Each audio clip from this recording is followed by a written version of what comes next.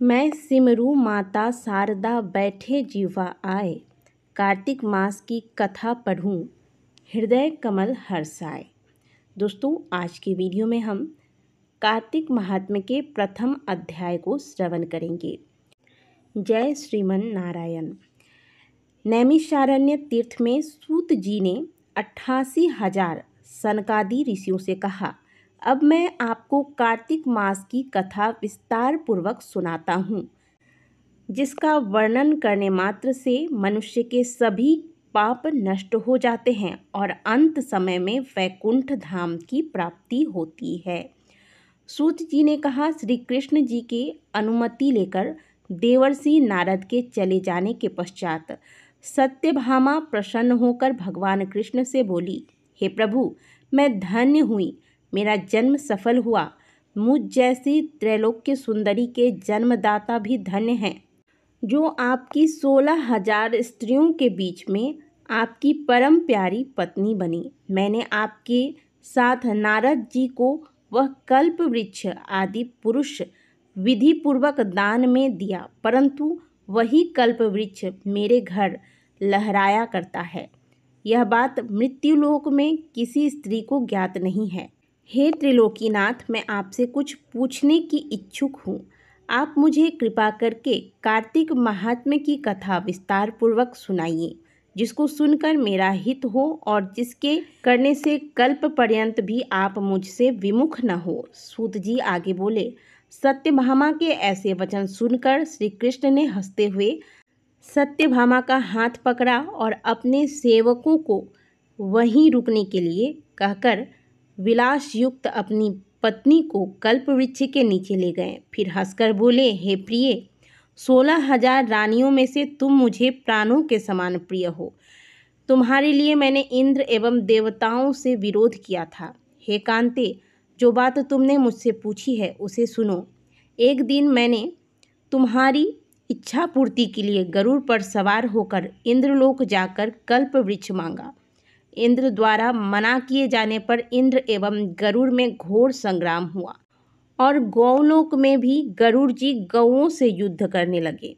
गरुड़ के चोंच की चोट से उनके कान एवं पूंछ कटके गिरने लगे, जिससे 3 वस्तुएं उत्पन्न हुई। कान से तंबाकू, पूंछ से गोभी और रक्त से मेहंदी बनी। इन तीनों का प्रयोग करने वाले को मोक्ष नहीं मिलता।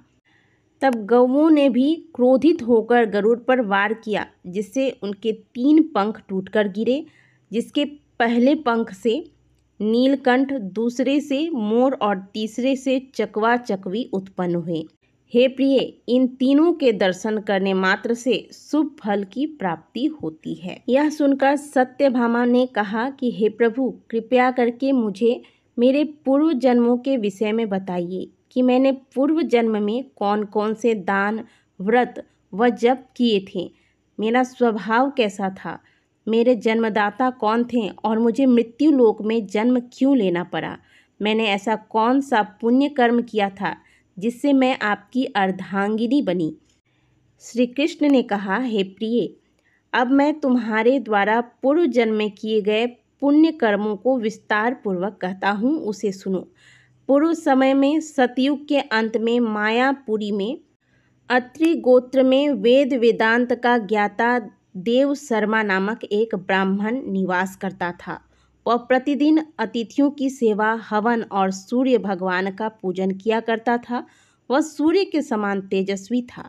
वृद्धावस्था में उसे गुणवती नामक कन्या की प्राप्ति हुई। उस पुत्रहीन ब्राह्मण ने अपनी कन्या का विवाह अपने ही चंद्र नामक शिष्य के साथ किया। वह चंद्र को अपने पुत्र के समान मानता था और चंद्र भी उसे पिता की भांति सम्मान देता था। एक दिन वे दोनों कुश व समिधा लेने के लिए जंगल में गए। जब वे हिमालय की तलहटी में भ्रमण कर रहे थे, तब उन्हें एक राक्षस आता हुआ दिखाई दिया। उस राक्षस को देखकर भय के कारण उनके अंग शिथिल हो गए और वे वहां से भागने में भी असमर्थ हो गए। तब उस काल के समान राक्षस ने उन दोनों को मार डाला। चूँकि वे धर्मात्मा थे, इसलिए मेरे पार्षद उन्हें मेरे वैकुंठ धाम में मेरे पास ले आए। उन दोनों द्वारा आजीवन सूर्य भगवान की पूजा किए जाने के कारण मैं दोनों पर अति प्रसन्न हुआ। गणेश जी, शिव जी, सूर्य व देवी, इन सब की पूजा करने वाले मनुष्य को स्वर्ग की प्राप्ति होती है। मैं एक होता हुआ भी काल और कर्मों के भेद से 5 प्रकार का होता हूँ। जैसे एक देवदत्त, पिता, भ्राता आदि नामों से पुकारा जाता है। जब वे दोनों विमान पर आरूढ़ होकर सूर्य के समान तेजस्वी, रूपवान, चंदन की माला धारण किए हुए मेरे भवन में आए तो वे दिव्य भोगों को भोगने लगे। इस प्रकार से कार्तिक मास के महात्म्य का पहला अध्याय पूर्ण हुआ। कथा को सुनने के पश्चात भगवान श्री हरि विष्णु के नाम का जयकारा अवश्य लगाएं। बोलिए सभी भगवान श्री हरि विष्णु की जय। जगत के पालनहार श्रीमन नारायण की जय।